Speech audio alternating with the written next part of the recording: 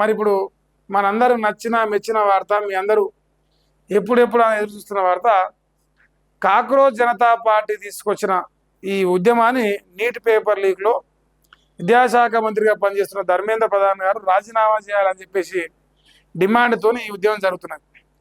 పార్లమెంటును ముట్టడించాలి అని 20వ తారీఖు రోజు కంకణం కట్టుకొని మొదలుపెట్టిన కార్యక్రమం ఇవాళ రోజంత ఊపందుకుంటున్నది. ఎందుకంటే పార్లమెంటు సమావేశాలు 25 రోజులు అనుకున్నాయి, ఇప్పుడు 2 రోజులు అయిపోయింది. 2 రోజులకి వెళ్ళి పార్లమెంట్లో పెద్ద చర్చలు జరుగుతలేవు. సో దీనిపైనే దేశం మొత్తం కూడా మాట్లాడుకుంటున్నది. ఇది కాంగ్రెస్ పత్రిక కదా, కాంగ్రెస్ వెలుగు కాంగ్రెస్ కోసం రాసిన వార్తను ఒక్కసారి చదివిన తర్వాత మనం అనాలిసిస్ చేద్దాం. సో దద్దరిల్లిన ఢిల్లీ అట, ప్రధాని ఇంటి ముందు రాహుల్ గాంధీ ధర్నా చేసింది, అరెస్టు కూడా జరిగింది. కాంగ్రెస్ చీఫ్ ఖర్గేతో పాటు ఎంపీలు నేతలు బైఠాయించారు. చేతులకు తాళ్లు కట్టుకొని 3 గంటల పాటు ఆందోళన చేశారు. కేరళ సీఎం సతీశను, కర్ణాటక సీఎం డిఎంకే శివకుమార్ కూడా హాజరయ్యారు. తర్వాత కేంద్ర మంత్రి ధర్మేంద్ర ప్రధాన్ను బర్తరఫ్ చేయాల్సిందని చెప్పేసి డిమాండ్ చేశారు. ప్రధాని మోదీ, హోంమంత్రి షా రిజైన్ చేయాలని డిమాండ్ చేశారు. కాంగ్రెస్ నేతలతో కేంద్ర మంత్రి జితేంద్ర సింగ్ చర్చలు జరిపిండు. తర్వాత రాత్రంతా ధర్నా కొనసాగిస్తారన్న రాహుల్ గాంధీ అరెస్టు చేసిన పోలీసులు. ఇది విద్యార్థులపై కాదు, ప్రతి కుటుంబంపై జరిగిన దాడి అని రాహుల్ గాంధీ అంటుండు. మోదీ ఈసారి మౌనంతో తప్పించుకోలేరని చెప్పేసి అంటుండు. దేశ విద్యా వ్యవస్థను ఆర్ఎస్ఎస్ చేతుల్లోకి తీసుకుందని ఫైర్ అవుతుంది. సో ఇది కాంగ్రెస్ పార్టీ పానకంలో ఇప్పుడు కనుక నిన్న ఎంటర్ అయింది ఈ ఉద్యమంలోకి. సో ఇప్పుడు ఇక్కడ ఆ కాంగ్రెస్ పార్టీ చెప్తున్న విషయాలు మొత్తం చెప్పారు. ఈ తర్వాత 2వ రోజు అదే పట్టుబట్టరు. ప్రతిపక్షాల ఆందోళనతో స్తంభించిన పార్లమెంటు నీట్ పేపర్ లీకు, పోలీసుల లాఠీ చార్జిపై చర్చకు డిమాండ్ చేశారు. విద్యార్థులపై జరిగిన క్రూరత్వంపై సమగ్ర చర్చ జరగాలని నినాదాలు చేశారు. నిరసనలతో దద్దరిల్లిన లోక్సభ, రాజ్యసభ. తర్వాత సిజేపీ నిరసనలో గాయపడిన యువతి పరిస్థితి విషమంగా ఉంది. రామ్ మనోహర్ లోహియా ఆసుపత్రి వైద్యులతో నడ్డా సమావేశమైండు. బాధితురాలిని పరామర్శించిన రాహుల్ గాంధీ, కేజ్రీవాల్ మా మద్దతుదారులందరికీ క్షమాపణ చెప్తున్నానని అభిజిత్ దీప్కే, ఆయన సిజేపీ పార్టీ వ్యవస్థాపకుడిగా ఉన్నాడు కదా ఆయన, ఇక్కడ రాహుల్ గాంధీ అరెస్ట్ చేస్తున్న క్రమంలో ముక్కులో నుంచి ఇక బ్లడ్ వచ్చిందంట. ఇక బొమ్మ వేసాడు, ఇటు సైడ్ బ్లడ్ వస్తుంది. సింత నిన్న జరిగిన పార్లమెంటు సమావేశాల ముందు, లేదంటే సమావేశాలు జరుగుతున్న తరుణంలో ఇదంతా. ఈయన వివేక్ వెంకటస్వామి కొడుకంట. ఇక్కడ రాహుల్ గాంధీని అరెస్ట్ చేస్తున్న ఫోటోలు ఇంకేమున్నాయా? ఒక్క నిమిషం. నరేంద్ర మోదీ మాట్లాడిన ఒకసారి. పేపర్ లీకు ఘోర పాపమట, ఇలాంటివి మళ్ళీ జరగకూడదట. పకడ్బందీ పరీక్ష విధానం రూపొందించడం జాతీయ భద్రత అని చెప్పేసి ప్రధాని మోదీ చెప్తుండు. బాధ్యులపై కఠిన చర్యలు తీసుకుంటాం, పిల్లలను రెచ్చగొట్టొద్దు, యువత సంక్షేమం కోసం కలిసి పనిచేద్దాం, పార్లమెంట్లో నిర్మాణాత్మక చర్చలు జరిగేలా ప్రతిపక్షాలు సహకరించాలని విజ్ఞప్తి చేసింది. ఫ్రీ ట్రేడ్ అగ్రిమెంట్స్లో వ్యవసాయ రంగానికి అత్యంత ప్రాధాన్యత ఇస్తామని చెప్పారు. NDA parliamentary party Mangal melon ఆ సమావేశంలో మోదీ ప్రసంగించను. ఆ ప్రసంగంలో ఇవన్నీ విషయాలు చెప్పారు. సో ఏది ఏమైనా నరేంద్ర మోదీ గారు పేపర్ లీక్ అన్నది ఘోర పాపం అంటుండు. బాధ్యులు ఎవరైనా వాళ్ళకి కఠిన చర్యలు తీసుకుంటామని చెప్తుండు. పకడ్బందీగా పరీక్షా విధానం భవిష్యత్తులో ఉండాలని ఆయన అంటున్నాడు. ఇంతవరకు ఆయన స్టేట్మెంట్. ఇక ఇదే వార్తను ఎవరెవరు రాసినా, ఎట్లా రాసినా ఒకసారి చూసుకోరు. కాంగ్రెస్ మెరుపు ధర్నా, ప్రధాని ఇంటి వద్ద అనూహ్యంగా బైఠాయించరు. మోదీ, షా గద్దె దిగాలని డిమాండ్ చేశారు. ఎవరు దిగాలని డిమాండ్ చేశారు? నరేంద్ర మోదీ, అమిత్ షా కూడా గద్దె దిగాలంటారు. నిన్నమాట దానికి ఏడుంది చర్చ? ధర్మేంద్ర ప్రధాన్ విద్యాశాఖ మంత్రి రాజీనామా కాడ మొదలైతే అది సిజేపీ మొదలుపెట్టింది. ఇప్పుడు రాహుల్ గాంధీ ఎక్కడికి వచ్చిండు? అమిత్ షా కాడికి, లేదంటే నరేంద్ర మోదీ దగ్గరికి వచ్చింది. ఎందుకంటే టార్గెట్ గురి కరెక్ట్గా పెట్టినామంటే ఇప్పుడు ఇన్ని రోజులు కొంచెం తిప్పి పెట్టారు, ఇప్పుడు సెట్ అయ్యేది గురి కరెక్ట్గా పెట్టినట్టు కనిపిస్తుంది. ఇంకా రాసిరానే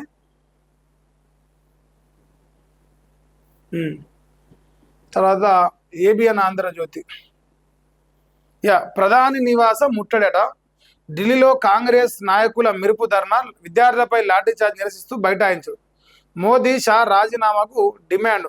ధర్నాలో పాల్గొన్న ఖర్గే, రాహుల్, ప్రియాంక, సీఎంలు డీకే, నితిన్, సతీశన్, నిన్నమ్మన్ ఎవరైతే కేరళకు సీఎం అండి ఆయన కూడా. సో ఇప్పుడు వీళ్ళందరి విషయంలో నేను ఒక మాట చెప్పాలి మీకు. తెలంగాణ రాష్ట్రంలో పెద్ద రచ్చ. ఈ కాక్రోచ్ జనతా పార్టీ విషయంలో కొన్ని వీడియోలు వైరల్ అవుతున్నాయి. అంటే ఆ వీడియోలు నా దగ్గర చేరి ఒకసారి మీరు చూడొచ్చు. ఒక్క నిమిషం. ఈ వీడియోలు ఏంటంటే వాస్తవానికి మనందరూ తెలిసిందే, తెలంగాణలో నిరుద్యోగులు ఉన్నారు, లేదంటే దేశవ్యాప్తంగా ఆన్లైన్ నిరుద్యోగులు ఉద్యమాలు చేస్తుంటారు, మనం చూస్తూ ఉంటాం. వాళ్ళకు పెద్దగా కోర్టుకు ఫీజు కట్టుకోవడానికి కూడా న్యాయపరంగా ఫైట్ చేస్తాను కూడా వాళ్ళ దగ్గర శక్తి ఉండదు మనం జనాలు చూస్తున్న విధానంలో. మరి ఇప్పుడు వీళ్ళట ఇట్లా బ్రహ్మాండంగా ఫుడ్ తెచ్చుకుంటారట.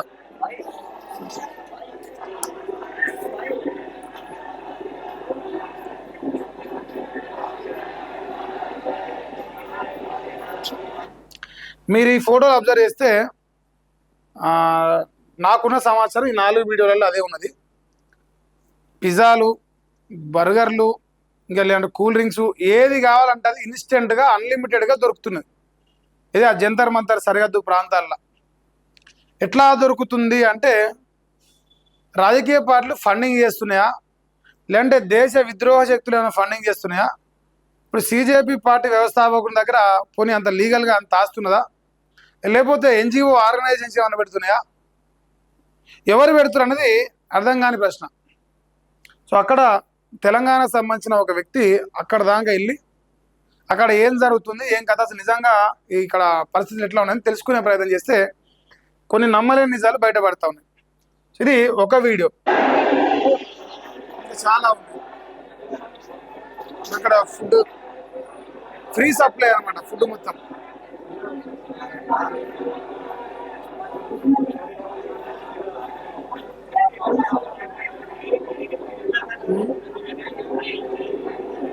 మన బిర్యానీ పొట్లాలు అండీలు పెడతారు కదా హైదరాబాద్లో, సో అట్లా అండీలు పెడతారట. మిగతా వచ్చినాయా? ఒక్కొక్కటి చూడరా, ఇది ఒకటి.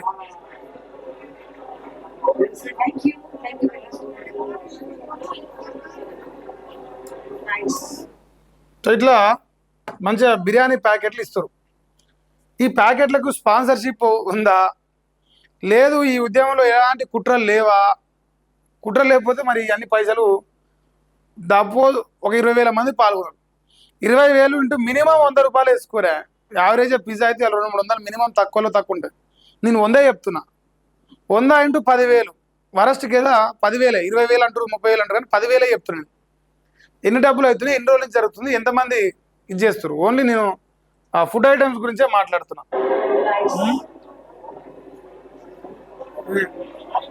తర్వాత ఇక్కడ ఏదైనా ఫ్రీ సప్లై, ఎవరు రూపాయి ఇచ్చే పని లేదు.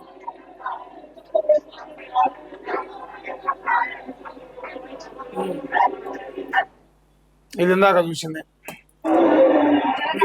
ఇట్లా ఇది మనం హైదరాబాద్లో బిర్యానీ పొట్లాలు ఇట్లా షాపుల దగ్గర అండీలు దొరుకుతాయా, సో అట్లా ఫ్రీ సప్లై చేస్తున్నాం. సో అంటే సరే, ఆకలి తీర్చడం తప్పేం కాదు, దానివల్ల వ్యతిరేకించరు, కానీ దీనికి ఎవరి డబ్బులు వాళ్ళు పెట్టుకొని తిన్నట్టుగా కనిపిస్తలే. ఆడ క్లియర్ కట్గా ఫండింగ్ జరుగుతున్నది. ఆ ఫండింగ్ ఎక్కడి నుంచి? ఇప్పుడు దేశవ్యాప్తంగా చర్చ జరగాల్సినది జరుగుతున్నది, లేదంటే జరిగే అవకాశం ఇదే. వీళ్ళు వెనుకంగా ఎవరు నడిపిస్తారు?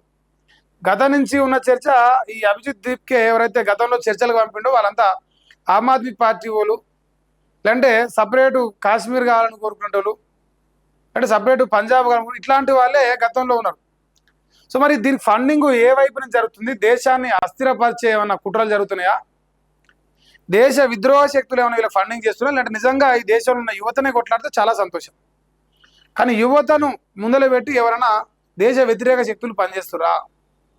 మనం గత నుంచి కూడా చూస్తున్నాం, ఈ దేశంలో చాలాసార్లు ప్రపంచ దేశాల నుంచి మన శత్రువులు మొత్తం ఇండియాకు వచ్చి మరి ఇబ్బందులు పెడతా ఉన్న సంగతులు చూస్తాం. ఇలా బాంబులు కావచ్చు, టెర్రరిస్టులు కావచ్చు, ఇంకోటి కావచ్చు.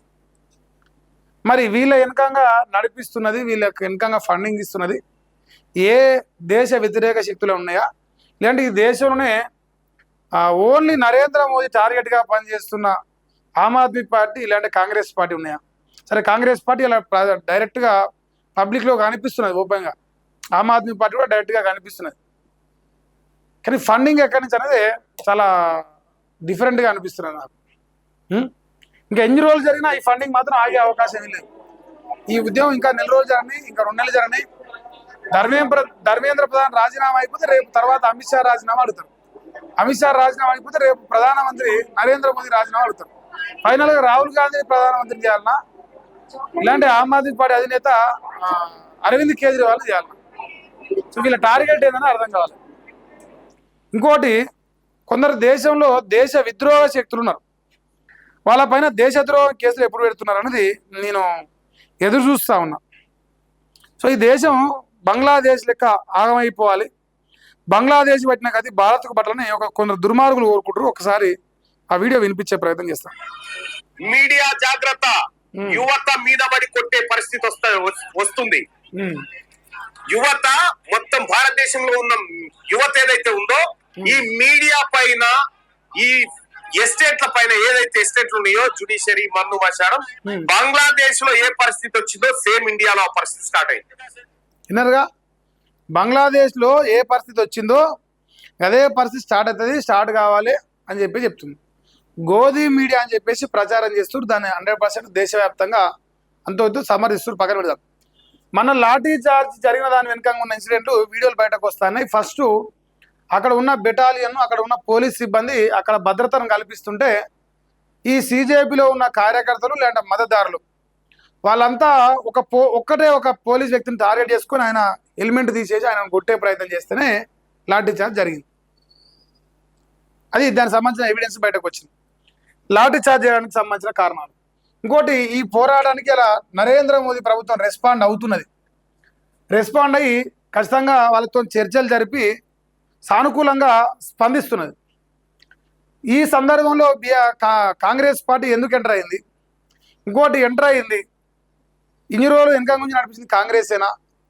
నిన్నమానదాకా ధర్మేంద్ర ప్రధాన్ రాజీనామా చేయాలి, విద్యాశాఖ మంత్రి కాబట్టి నీట్ పేపర్ లీక్ అయింది కాబట్టి అని చెప్పి ఇలా నరేంద్ర మోదీ రాజీనామా చేయాలని చెప్పేసి ఈ రాహుల్ ఖాన్ అలియాస్ రాహుల్ గాంధీ ఏదైతే అంటుండో మేము కూడా సేమ్ క్వశ్చన్ అడదలుచుకున్నాం. తెలంగాణ రాష్ట్రంలో 2 లక్షల మంది నిరుద్యోగులు ఇలా ఉద్యోగాలు వస్తుండే, 1 సంవత్సరానికి 2 లక్షల ఉద్యోగాలు ఇస్తామని చెప్పేసి రాహుల్ గాంధీ తెలంగాణలో మోసం చేసిండు. దానికి తోడు తెలంగాణలో 40 లక్షల మంది నిరుద్యోగులు ఉన్నారు, 40-50 లక్షల మంది ఉన్నారు. మరి ఆ నిరుద్యోగులందరి పక్షాన రాహుల్ గాంధీ ఎప్పుడు రేవంత్ రెడ్డితో రాజీనామా చేపిస్తున్నా సమాధానం చెప్పాలి. ఇప్పుడు మందికి సామెతలు చెప్పట, మందికి నిధులు చెప్పట, మనం ఇంకేమో పొడిచినట్టు నరేంద్ర మోదీ ప్రశ్నించాలనే అర్హత నీకు ఉండాలంటే ఫస్ట్ తెలంగాణ రాష్ట్ర ముఖ్యమంత్రి రేవంత్ రెడ్డితో ఎప్పుడు రాజీనామా చేపిస్తూ నిరుద్యోగులకు అన్యాయం చేసేందుకు, లేదంటే తెలంగాణ రాష్ట్రంలో 6 హామీలు ఇస్తా అని చెప్పేసి 100 రోజులలో మోసం చేసిన దొంగ ఎప్పుడు తెలంగాణ రాష్ట్రంలో కాంగ్రెస్ పార్టీ ప్రభుత్వాన్ని కూలగొడుతున్నారు. మీకు మీరే స్వయంగా అంటే మీకు అర్హత ఉండాలి అంటే మిమ్మల్ని అరెస్ట్ చేస్తున్న గాయగా ఇప్పుడు రాహుల్ గాంధీ చేసిన అరెస్టే గొప్పనా? మా తెలంగాణ బిడ్డలు చేసిన అరెస్టులు గొప్పవి కావా? మా తెలంగాణలో నిరుద్యోగులు రోడ్డు మీకు వచ్చి అరెస్టులు అవుతా ఉంటే వాళ్ళ బాధ కదా? సో ఈ సిజేపీ పార్టీకి కాక్రోచ్ జనతా పార్టీ, ఈ కాక్రోచ్ జనతా పార్టీ వెనక ఉన్న కాంగ్రెస్ పార్టీ ప్రస్తుతానికైతే బజార్లో పడ్డది. ఎప్పుడెప్పుడా బయటకు వస్తారు అనుకున్న తరంలో బయటకు వచ్చిర్రు. ఫైనల్గా ఏమైంది, రావట్లేదా? సో తెలంగాణ రాష్ట్రంలో ఉన్న ప్రజలందరూ గమనిస్తున్నారు, లేదంటే దేశవ్యాప్తంగా ప్రజలు గమనిస్తారు. సిజేపీ పార్టీ వెనకంగా ఎవరున్నారు, ఏం కథ ఏంది అనేది 2 రోజులు చర్చలు ఉండే. సో నిన్న వీళ్ళ మద్దతుతోని, వీళ్ళు చేసిన ధర్నాతోని, అంటే మంది కూర్చే పిల్లలు మన పిల్లలు అన్నట్టుగా సో వీళ్ళు క్రెడిట్ పొందే ప్రయత్నం చేస్తారు. సో క్రెడిట్ పొందే ప్రయత్నం చేసి నరేంద్ర మోదీ ఇంటి చుట్టూ పోయిరట. మరి మనం కూడా పని చేద్దాం. తెలంగాణ రాష్ట్రంలో దయచేసి నిరుద్యోగ బిడ్డలందరూ గమనించుకోవాలి. మీరు కూడా రేవంత్ రెడ్డి ఇంటి చుట్టూ బైఠాయించి రేవంత్ రెడ్డి ఇంటి ముట్టడికి మీరు కూడా పిలుపునిచ్చుకోవాలి. తప్పే ఉన్నది. ఇప్పుడు మందికి ఏ నిధులు చెప్తే మనకు గదే నిధులు పనిచేస్తాయి. నరేంద్ర మోదీకి నిధులు చెప్పినప్పుడు తెలంగాణ ఉన్న రేవంత్ రెడ్డి గదే నిధులు పనిచేస్తాయి కదా.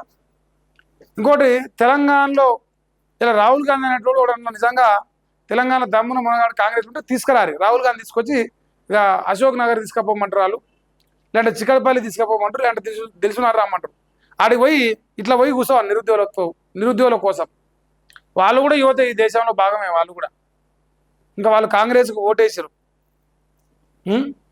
సో వీళ్ళైతే వాడుకునే ప్రయత్నం చేస్తూ నరేంద్ర మోదీ ఏమంటాడు, పేపర్ లీక్ జరగడం దుర్మార్గం, ఇది ఘోరం, ఖచ్చితంగా అది భవిష్యత్తులో జరగకుండా దీన్ని ఇది చేయాలి. ఎవరైతే ఏమంటారుగా దీంట్లో బాధితులు ఉన్నారో వాళ్ళని ఖచ్చితంగా ప్రజలంతా ఇలా చూస్తున్నారు. బాధ్యులంతా వాళ్ళ ఆవేదన, వాళ్ళ బాధ, మళ్ళా నీట్ ఎగ్జామ్ రాసుకున్నప్పుడు వాళ్ళలో ఉన్న ఆవేదన అర్థమవుతున్నది. కానీ దీన్ని ఇంకేం చేయలేం. ఉన్న ఆప్షన్ ఏంది? విద్యాశాఖ మంత్రితో రాజీనామా చేయించాలి. ఫస్ట్ డిమాండ్ 100% దాన్ని యాక్సెప్ట్ చేస్తున్నాం. ఈ నీట్ ఎగ్జామ్ పేపర్ లీక్ అయిన తర్వాత చనిపోయిన విద్యార్థుల కుటుంబాలకు డబ్బులు ఇవ్వాలి, దాన్ని కూడా యాక్సెప్ట్ చేస్తున్నాం. తర్వాత ఈ వాంగ్ చుక్ అనడానికి రిలీజ్ చేయాలి. ఇవన్నీ యాక్సెప్ట్ చేసే డిమాండ్స్. ఓన్లీ ఇప్పుడు ధర్మేంద్ర ప్రధాన్ విద్యాశాఖ మంత్రిగా ఉన్నాడు కాబట్టి ఆయన శాఖలో జరిగిన లోపానికి ఆయన రాజీనామా చేయాలనే డిమాండ్లో 100% న్యాయం ఉన్నది.